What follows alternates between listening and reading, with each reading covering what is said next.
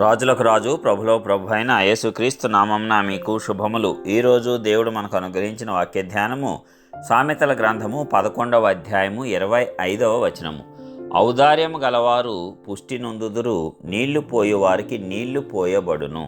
ప్రియులారా, ఈ వాక్య ధ్యానమును మనం పరిశీలించినప్పుడు ఔదార్యము కలిగినటువంటి వారు పుష్టి నొందుతారంట.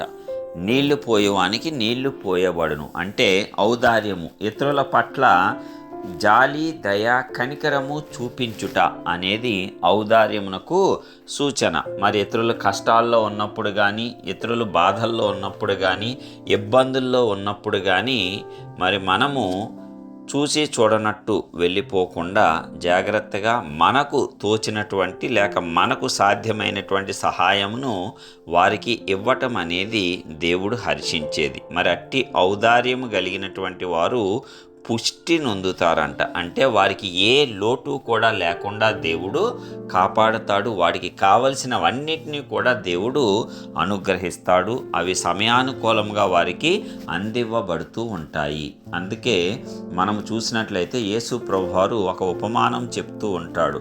మరి ఒక వ్యక్తిని దారి కాచి దోపిడీ దొంగలు కొట్టి పడవేస్తే అతని సొమ్మును దోచుకొని అటువైపుగా వెళ్తున్న ఒక శాస్త్రి, ఒక పరిసయ్యుడు, ఒక యాజకుడు అందరూ కూడా వెళ్తూ ఉంటారు. కానీ ఎవ్వరూ పట్టించుకోరు.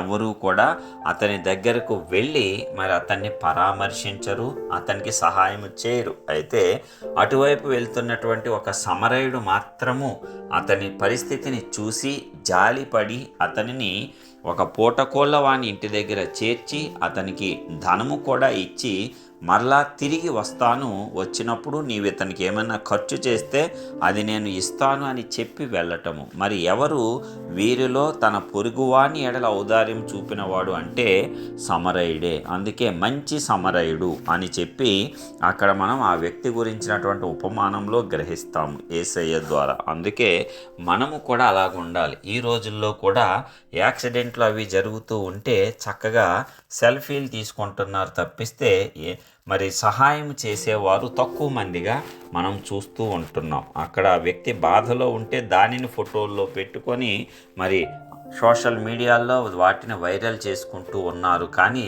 ఆ తక్షణ సహాయం అందించాలనేటువంటి స్పృహ మరి అనేకులలో లోపించడం అనేది నిజంగా శోచనీయం. కాబట్టి మన వాక్యం ప్రకారం దేవుడు మనకు సెలవిస్తున్నది ఔదార్యము కలిగి ఉండు, ఇతరులకు నీకు చేతనైనంత సహాయం చేయి, నీకు పుష్టినిస్తాడంట దేవుడు. అంటే దేనిలోనూ కూడా నీవు కృషించిపోయి తగ్గిపోకుండా దేవుడే నిన్ను కాపాడతాడు. నీళ్లు పోయేవానికి నీళ్లు పోయబడతాయి అని సెలవిచ్చాడు. అంటే దీనినే ఇంకొక రీతిగా యేసయ్య చెప్తాడు, ఇవుడి మీకు తిరిగి ఇవ్వబడును అని. ఇంకా ఎలాగంట, అణచి కుదిలించి దిగజారునట్లు నిండు కొలతను మనుషులు మీ ఒడిలో కొలిసి వేయుదురు అని చెప్పి యేసయ్య చెప్పినటువంటి ఉపమానం కూడా దీనికి ఇంచుమించు సాదృశ్యంగానే ఉంటుంది. కాబట్టి నీవు ఏదైతే ఇస్తూ ఉంటావో దేవుడు దానిని చూచి దానికంటే అత్యధికమైనటువంటి ప్రతిఫలాన్ని నీకు అనుగ్రహిస్తాడు. అందుకే నిన్ను వలె నీ పొరుగువానిని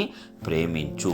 నీవు గనక ఆ స్థితిలో ఉంటే ఎలాగ నీవు ఇతరులు నాకు సహాయం చేస్తే బాగుండు అనుకుంటావో, ఇతర వ్యక్తి అదే పరిస్థితిలో ఉన్నప్పుడు నీవు కూడా సహాయం చేస్తే నిన్ను వలె నీ పొరుగువానిని నీవు ప్రేమించినట్లే. మరి మనం కూడా దీని నుంచి నేర్చుకున్నటువంటి వాక్యం ద్వారా మనము ఆ రీతిగానే ముందుకు సాగి పుష్టి కలిగి జీవితకాలము జీవించుదాము. కృప మనందరికీ తోడుగా ఉండును గాక.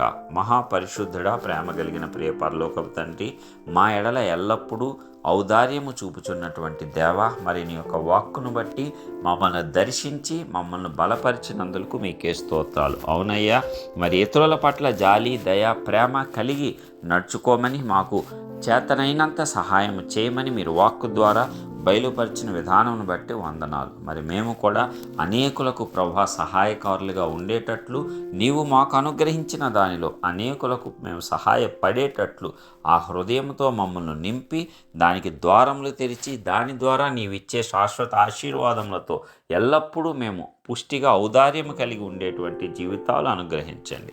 మహిమ, ఘనత, ప్రభావం మీకు ఆరోపిస్తూ యేసు పరిశుద్ధ నామమున ప్రార్థించి విశ్వాసంతో పొందుచున్నాం తండ్రి. ఆమేన్.